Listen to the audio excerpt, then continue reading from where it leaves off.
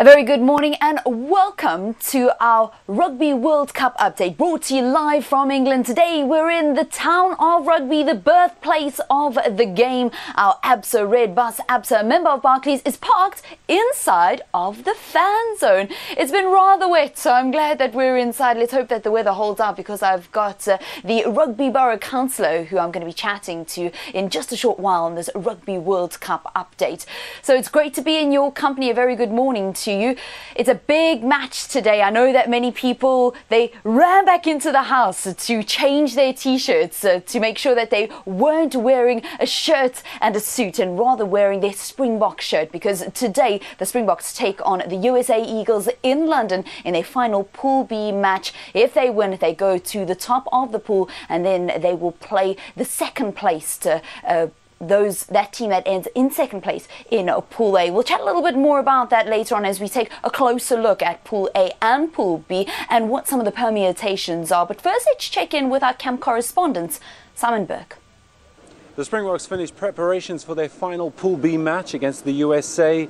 They need to win this match and indeed wrap up the pool and go top in order to move on in this tournament, but they're confident they're going to do so.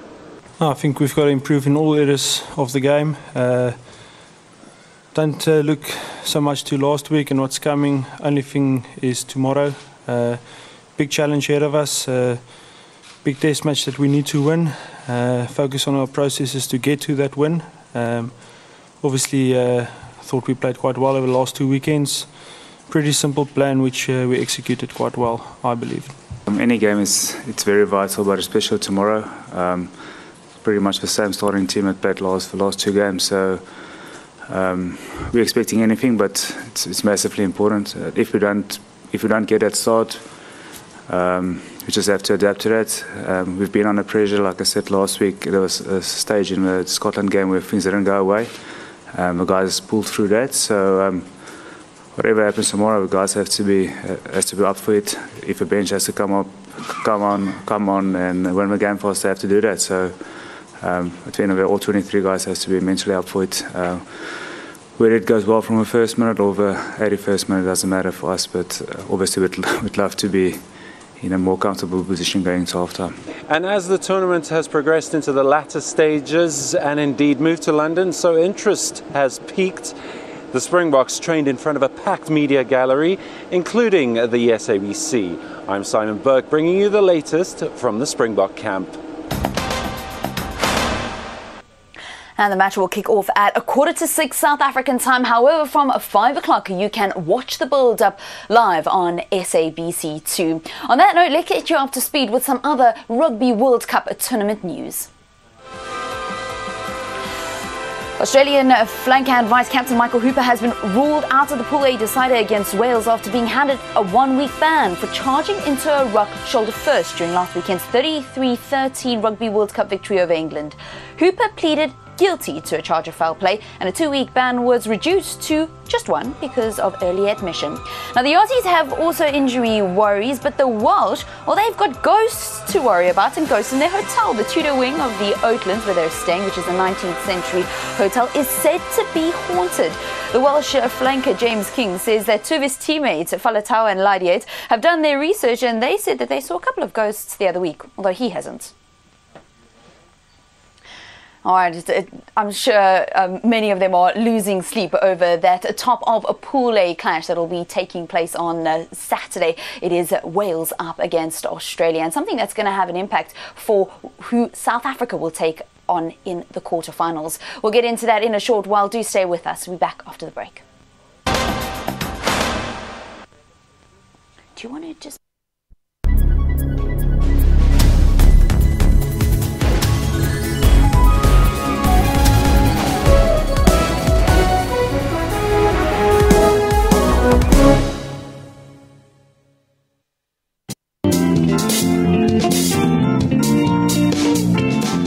Dudu had always been around boys from a very young age. I've always been a girl who wants to intimidate boys.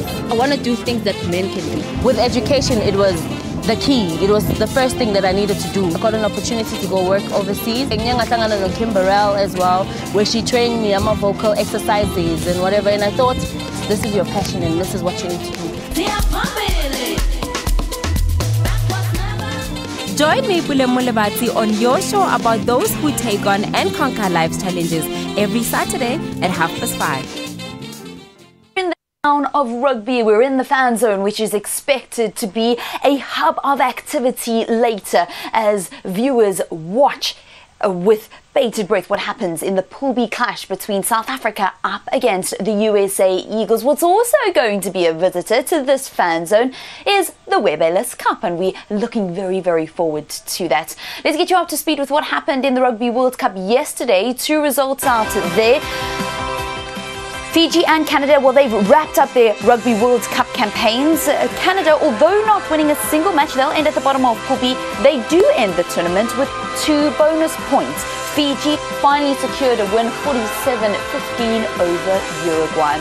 They're in Pool A, and as much as they would have liked to have moved up earlier on to end in 3rd place and secure qualification for the next Rugby World Cup, the interesting thing about Pool A is what's happening there at the top. The big clash. Australia take on Wales on Saturday, and that'll determine who goes through to the top of Pool A and who's second.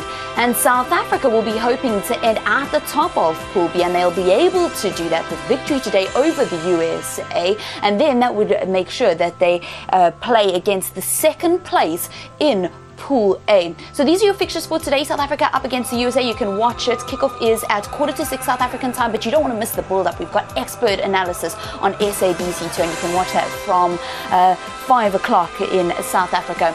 In Pool B, this is what it looks like.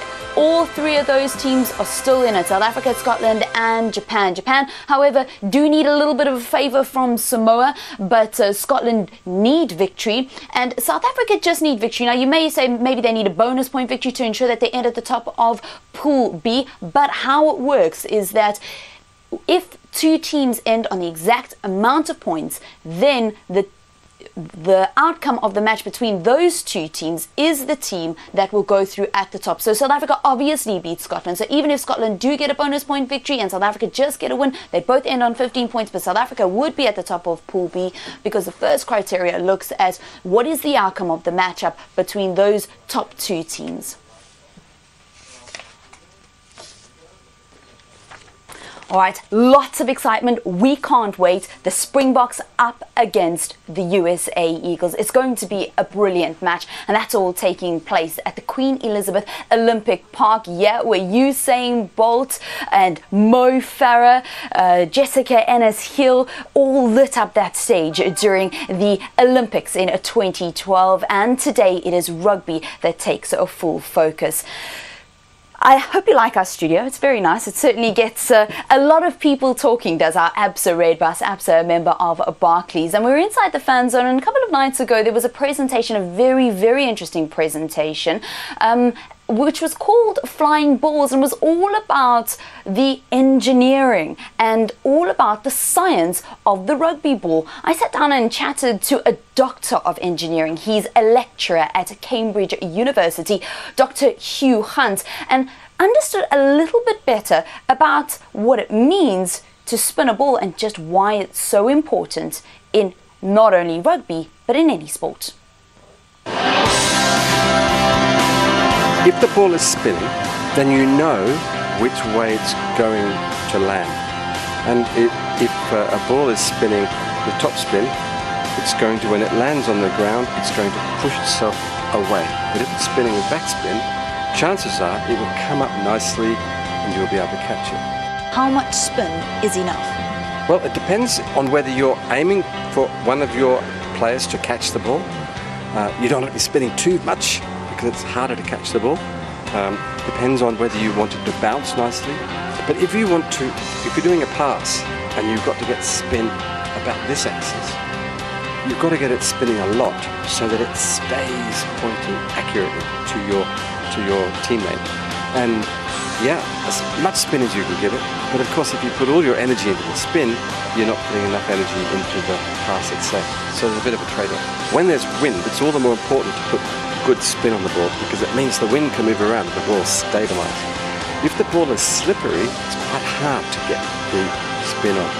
Now, modern balls are engineered to have good grip, and this year's ball, the 2015 World Cup ball, has got really good grip. If you've got a long kick to do, then the ball's got to stay up in the air for as long as possible. So you probably want to put backspin on. But if you've got a short kick to do and you want to get the ball quickly into play, maybe you want to put topspin on. But the players know all about this, and they practice different types of spin on the ball. Certainly very interesting, and there are a number of different initiatives that are happening around the Rugby World Cup in the birthplace of the game. Mac found one in particular that was very, very interesting. Okay, while we were here at the rugby in town itself, we came across quite a few interesting things. The yarn bombing is what we're doing is we're covering one of our rugby balls. There it is. We've done 5 of them around the town, and we're covering them in wool, which happened to be Anne's idea. Oh, yeah. That was my idea a while ago, but I had seen other people doing it, and it's like outdoor, it's graffiti, but using wool. So what it is, we've got lots of people in the community of rugby together during events, and we've been knitting these squares. Can you see them? Yeah. Lots of different colours, shapes, sizes, and we're putting them on one of the rugby balls behind, and also the trees and some of the lamp posts. So they're going all over the park. I think people will enjoy it. It's fun. It's a fun activity and everybody can do it. You can do it. Really? Yes, you can do it. Yes. Okay, perhaps maybe at a later stage, I will probably ask you guys to take me there and make sure that you teach me how to do it. Is it okay? We'll do that. We'll do that. Yeah. And enjoy the English weather. Oh. Voila! Mac Massina! Thank you. I think Mac can actually knit better than I can. Well, I made my way outside of the ABSA Red Bus, and I'm standing with the leader of the Rugby Borough Council. He's Councillor Michael Stokes. Now, despite the fact that Rugby as a town is not hosting a Rugby World Cup fixture as the birthplace of the game, they have got that official host town status. A very good morning to you and welcome to Morning Live. Good morning and thank you for being here. You guys have invested a lot financially as well as just as in the town's consciousness into this Rugby World Cup. What does the status mean for you? Of course, this is a wonderful opportunity for us. This is a true home of rugby, the game. So it's given us the ability to speak to people like you from all around the world and really get our town on the map. And for us, it's about recognising that the game of rugby is named after a town. So that's a fantastic opportunity. And as you say, we've invested over £1 million, which is a huge investment for rugby as a council. But also it's about all the volunteers and helpers who are doing this out of their passion for the sport. What we noticed in the shop windows was all of the shops as well getting involved in rugby, putting out these wonderful displays. But I understand there was a competition. There was a competition, but also people have done this off their own backs. They wanted to be part of the community of rugby. So you'll see in the town people have got footballs in their windows, flags, but also out of the town people have got involved and they've decorated their homes and businesses to really get in the mood for the Rugby World Cup.